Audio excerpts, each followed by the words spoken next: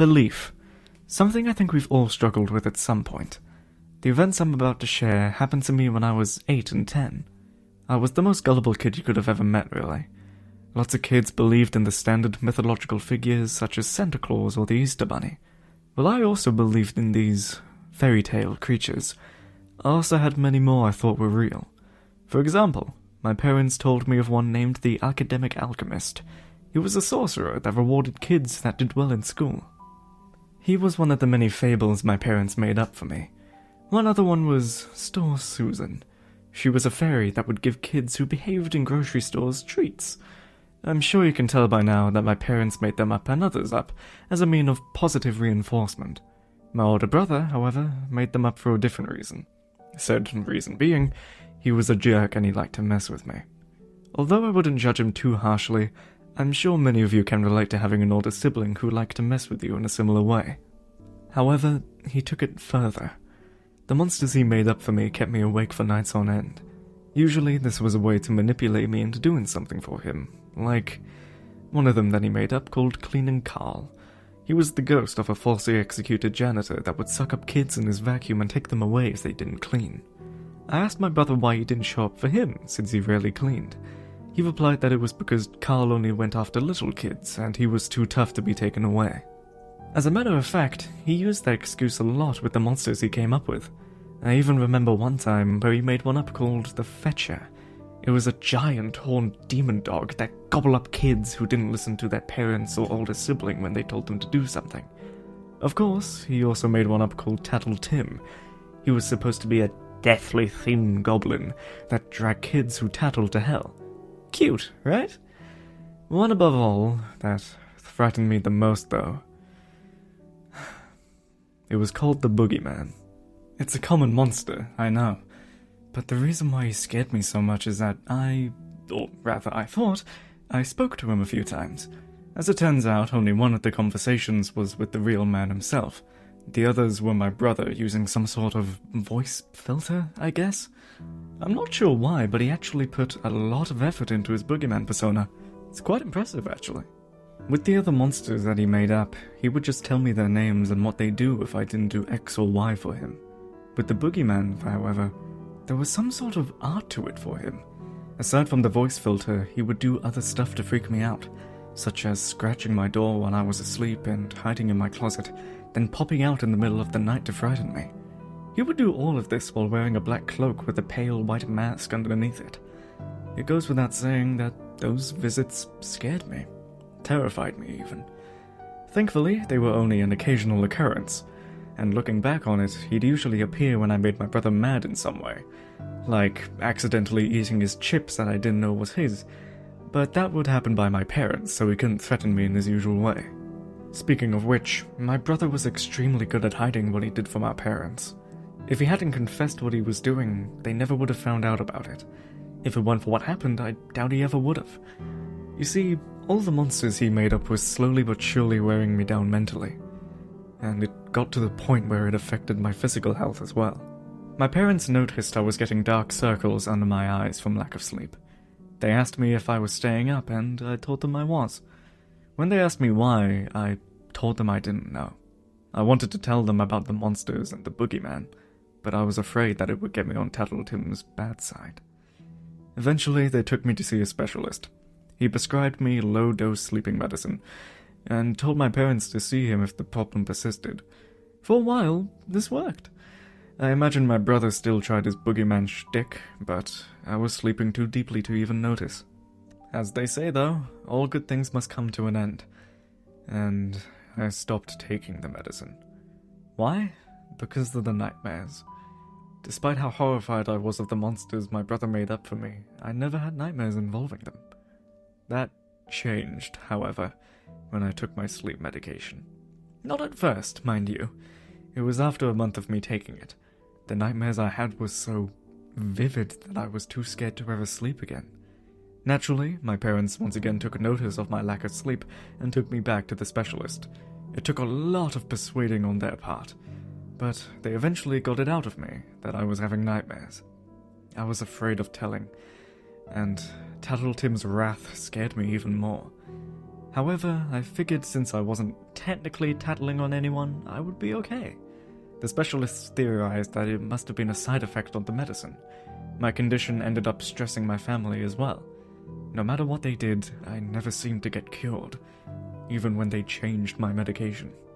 All of this was just because I was too scared to tell them about the creatures plaguing my mind. My parents eventually started to get exhausted from all the stress, and oftentimes they would leave to talk about some things. And that's when they'd leave my brother in charge of the house. The silver lining to all this, however, is that all the scares my brother inflicted on me lessened. Maybe it was due to guilt, or he was afraid that I would tell eventually. However, he could only be patient for so long. To make a long story short, I accidentally deleted his save file on a game we shared. He was furious at me. The following night I saw, you guessed it, the boogeyman. This went on for 3 nights straight. On the 4th, I said something that caught my brother's attention, and he asked me to grab him a soda, which I did. Hey, Larry? I asked. What? Can I sleep in your room tonight? What? No! We have separate rooms for a reason, and I don't want to deal with you drooling on me. Please, it's scary in mine. My nightlight broke. Larry rolled his eyes. Look, I know the dark is scary. It was scary to me when I was your age. But you have to deal with some things head on. That's how I got past my fear of the dark. But... I began to sniffle. I'm not Mom, Randy. That won't work on me. Now you need to go get ready for bed. But I'm afraid one of the monsters you told me about will visit me. He sighed deeply. Have any of these monsters visited you? It's alright. You can tell me. What about Tattle Tim? Don't worry about him. He's, resting. Yeah, that's it. From all the hard work he's been doing. Which means you can go get 1 or 2 tattles by him without him noticing. And I proceeded to tell him about the monster I kept seeing in my room. Larry acted surprised and pretended to be shocked about what I told him. Tell you what, you sleep in your own room, and if you see it again, yell. I'll come in and I'll kick its ass. Okay? Okay. Good, he replied, raising the soda to his lips. I just hope that window monster doesn't show up again. Larry stopped. What did you say? The window monster. It came through my window last night.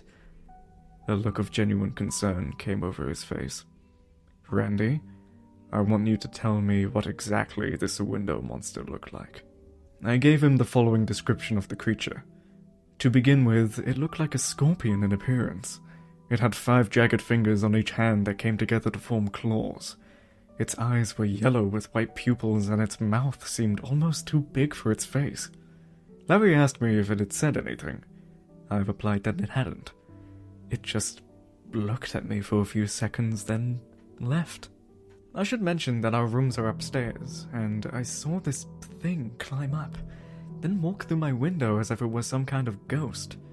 My brother told my parents about this, and the conclusion that the specialist came to when they took me back to him was that I was hallucinating due to lack of sleep. This was especially disappointing to them. Because my sleep schedule was showing signs of improvements, the specialist offered to do an overnight observation the following week. However, the day before it was scheduled, that thing showed up again. I was woken up by its sound in the middle of the night. That same feeling of dread washed over me. Then it did something it didn't do last time. It began walking towards me. Now, I've read when people are scared they tend to freeze up sometimes. And this was not the case for me. I threw up my covers when the creature got close, covering its head. Then I made a dash to the door. Too bad for me, it was much faster than I thought it was. Before I could grab my doorknob, I felt it yank me back by my shirt, and I was about to scream. That is until it put a finger to my throat. Sleep, child, was all that it said to me in a raspy voice, while placing a finger on my forehead. I instantly felt my body go limp and I lost consciousness. The next thing I knew, I was somewhere else with my eyes closed. I was too scared to open them at first, but eventually, I found the courage to do so. It was when I did, I realized I was in my school of all places. Like many kids, I found it to be boring. So of course, it was the perfect place for my nightmare. Although I didn't know where the nightmare was at first. Not until I heard that same raspy voice. I heard it coming from one of the classes. One of mine, in fact. "Randy, why don't you come in here? I have lots of fun stuff to show you." I turned and bolted away from the door. Now its voice seemed to be coming from the ceiling. "Oh, I just love kids like you, who believe anything they hear. It makes getting meals so much easier for me. You won't be alone, though. You'll join all the others." I didn't know who he meant by others, and I sure as hell didn't want to find out. But that question was soon answered. I saw kids' faces emerge from the ceiling, floor, and walls. Some were my age, some were younger, and some were a little older. All had the most agonized expressions I've ever seen. They began shuffling towards me like their legs had been fractured. The closer they got, the more I noticed their injuries. There were ones that had parts of their torsos ripped away, exposing their rib cages underneath. Others had their eyes gouged out and their jaws ripped away. All of them looked like they had bites taken out of parts of their body. And only one of them I recognized. His name was John.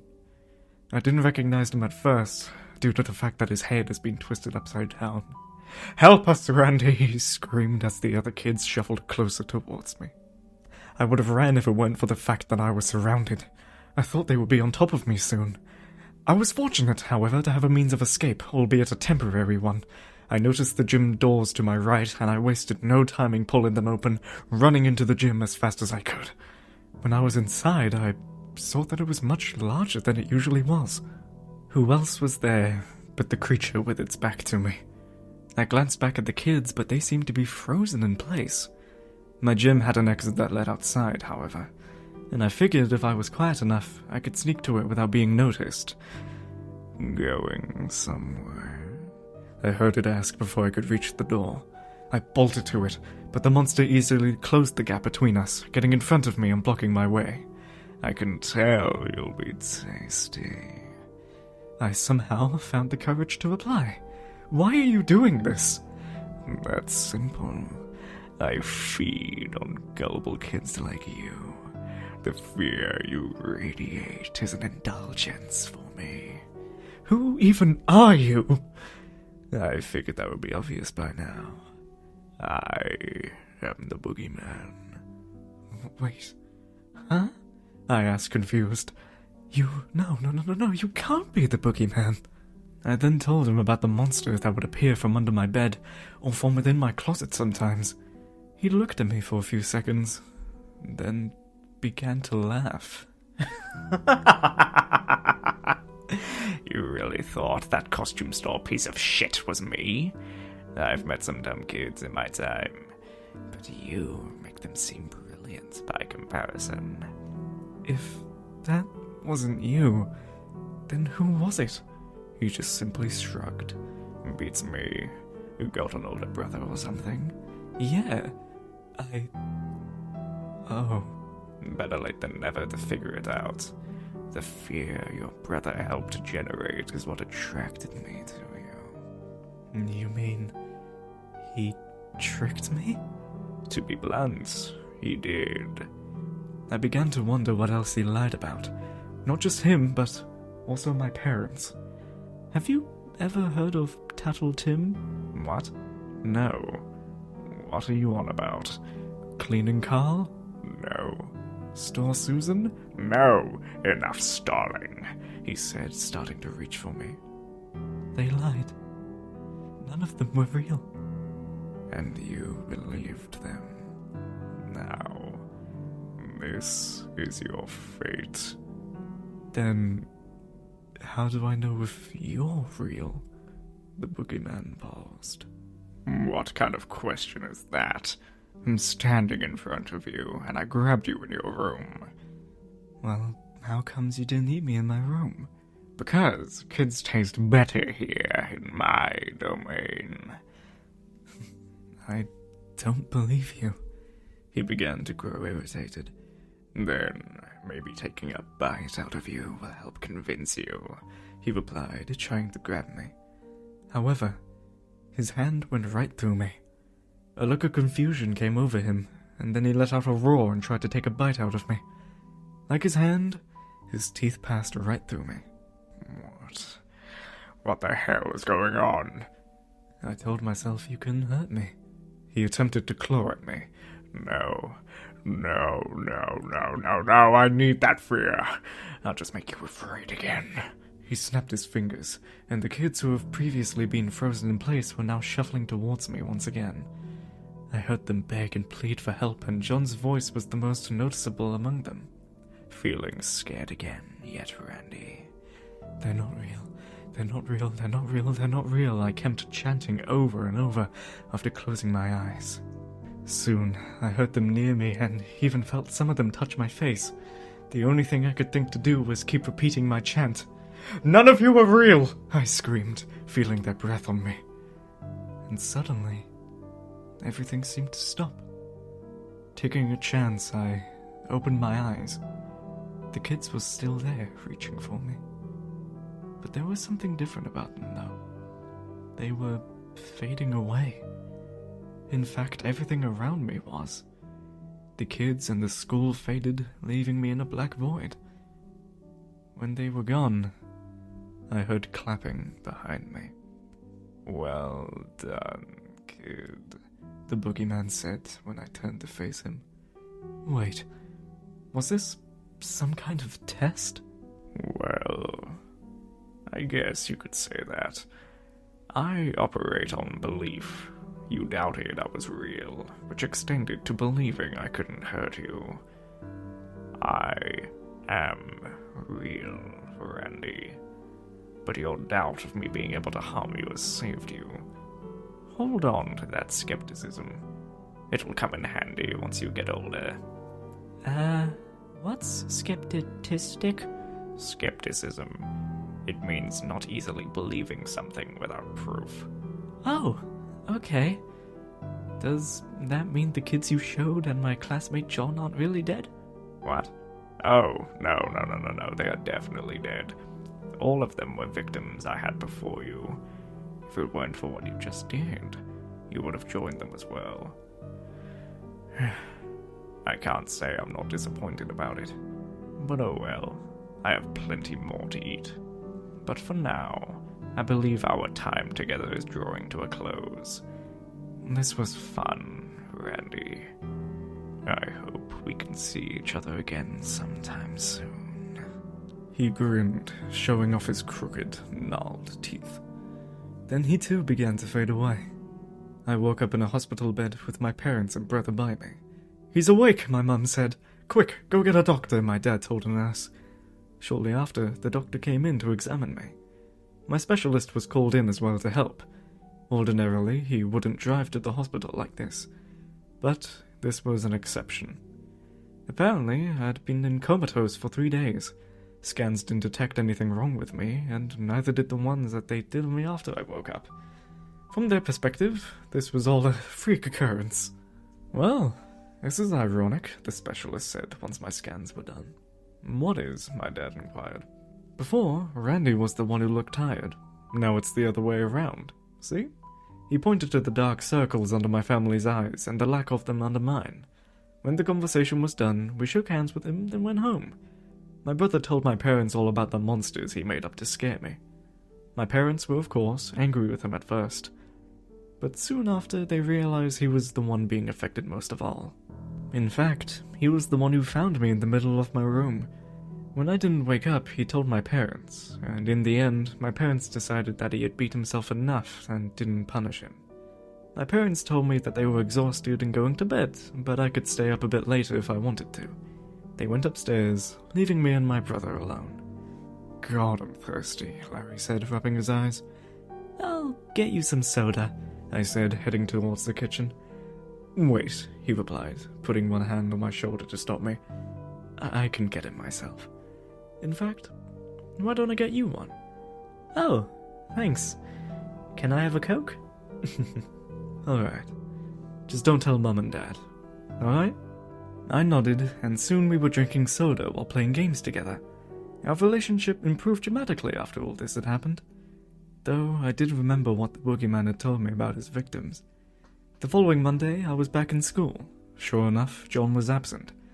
I asked one of the teachers about it, and she solemnly informed me that he had passed away. As it turns out, he had a similar experience to me. A few days before I went into comatose, he has also passed out, and was declared dead at the hospital a few days later. As you've probably figured out by now, he wasn't able to escape the boogeyman's clutches. We weren't really friends or anything, but it still bothers me. If I had known he was dealing with him as well, I would have tried to help him. I can only hope that the boogeyman has grown tired of feasting on John and decided to release him to go who knows where. But remembering that face, those eyes and teeth, that didn't seem likely though. But before I end all of this, I want you all to remember a few things. 1. Be wary of anything that lurks out there. Although I'm an atheist, I know there's plenty of things out there we have yet to understand. 2. Your belief in said things may, in fact, give them power. And 3. Do not believe everything you hear. Okay? It was a small bit of skepticism in me that told me that the boogeyman wasn't real, which extended to him not being able to hurt me. But I know for a fact he is real. The encounter with him is still fresh in my mind even after all these years. But I know if I don't give him power, he can't hurt me. If you ever encounter him, he'll try every trick in the book to make you afraid. Also, he can feed on you. Should this happen to you, remember everything I said here. Or else you'll meet the same fate as John, and all the others I saw.